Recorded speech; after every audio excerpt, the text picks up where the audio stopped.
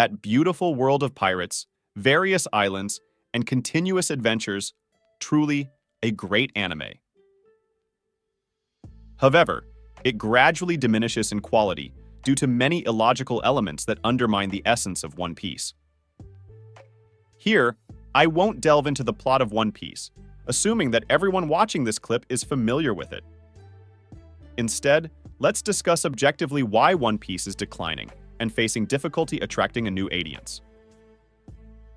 These issues are serious, and I believe many of you have noticed them. So without further ado, let's begin.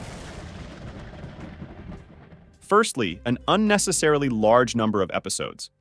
I believe this is a significant issue, evident to all. One Piece has too many episodes that it shouldn't have. Before the time skip, arcs generally progressed faster, with no need for extensive dragging. The story unfolded in the direction it was supposed to, without unnecessary prolongation. This was intriguing, and, in my opinion, one of the reasons One Piece initially gained popularity. Look at Arlong Arc, Water 7, or Alabasta. Truly captivating arcs, lasting around 40 to 50 episodes, providing sufficient time to see and hear what was necessary in those episodes. However, starting from Dressrosa and onwards, arcs become excessively long, and the plot unnecessarily expands. This leads to an excessive number of episodes, and the story itself becomes tedious. Dressrosa alone lasted about 118 episodes, which I find truly unnecessary. One Dressrosa arc lasted as long as 3 arcs before the time skip, which isn't logically sound, in my opinion. In Dressrosa, battles occur excessively, without much sense. Instead of having battles lasting 2 to 3 episodes, and being creative for other Straw Hat members, the main battle of their captain becomes overly extended. The battles drag on for 30 episodes, defeated characters return after 5 episodes, defeat the ones who previously defeated them, and then they come back. There's simply no logical sense in this. A prime example is the Wano arc. Unnecessarily long, forced as if the number of episodes is the only crucial factor. We all know how the plot unfolded in Wano arc. Luffy fought against Kaido 6 times, being defeated each time, only to win in the end with Gear 5th. Was it truly necessary for Luffy and Kaido to battle for over 70 episodes? And every 11 times Luffy falls, he returns as if nothing happened, while his opponent succumbs to exhaustion. I truly don't understand Oda's decisions. What's going on? The same happened when other crew members fought against members of Kaido's crew. For instance, during the clash between Appu and Zoro, Drake, and others, Appu fell 4 times and got up 5 times, as if nothing happened. The battles with significant characters that shouldn't be this long are prolonged. It's like, what the hell are they doing with the anime? It's as if episodes are made for people with the brains of a pea, who enjoy watching the same clip 10 times with predetermined events. It's just not interesting. Honestly, One Piece could have stopped at 800 episodes without unnecessary episodes and dragging. And that would be a realistic fact. 2. Deaths and battle scenes.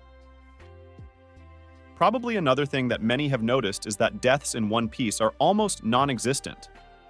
In nearly 1100 episodes, there have been around 40 plus deaths, which is really silly considering the world of pirates, the brutality of continuous battles, and betrayals. Deaths occur less frequently than in an average battle anime, with only 12 episodes. Some argue that NPCs, as they are called, constantly die due to battles and other circumstances.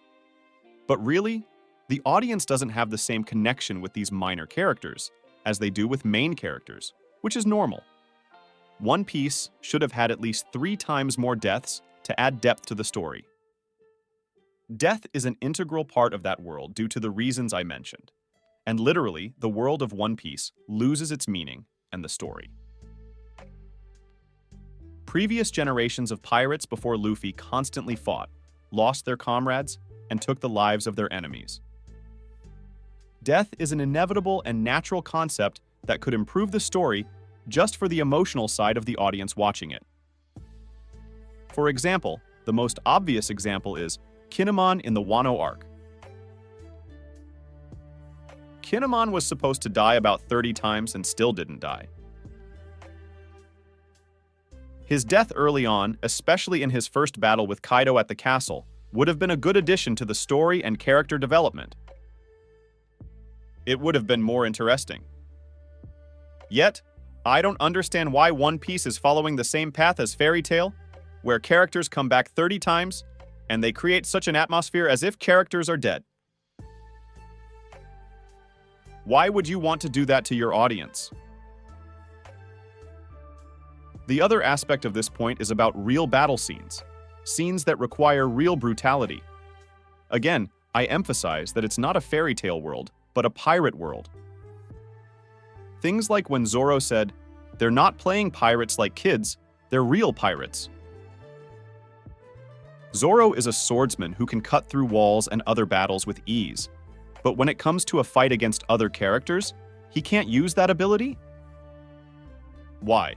I believe it would be much more interesting if a swordsman truly acted like a swordsman, and not just when it's convenient. His strength should be flexed, cutting through insignificant things. Okay? Well, Kiku lost an arm in a battle against Kaido, but in those damn 1100 episodes, was that a brutal loss? Or when Kid lost an arm due to Shanks's battle, the fight wasn't shown, but the brutality of the battle was. I really don't understand why they're doing this. As if with Luffy, a new era of pirates began overnight, and the world suddenly changed like WTF. Where is the meaning in that? 3. Characters in the crew and power levels. We all know who the characters of the famous Straw Hat crew are, right? And we know the characteristics of these characters. However, some characters seem to be inserted just for the sake of it. Take Usopp, for example. Usopp was initially a universal character, becoming braver and braver, even surpassing Skypiea. But after that arc, he became utterly useless.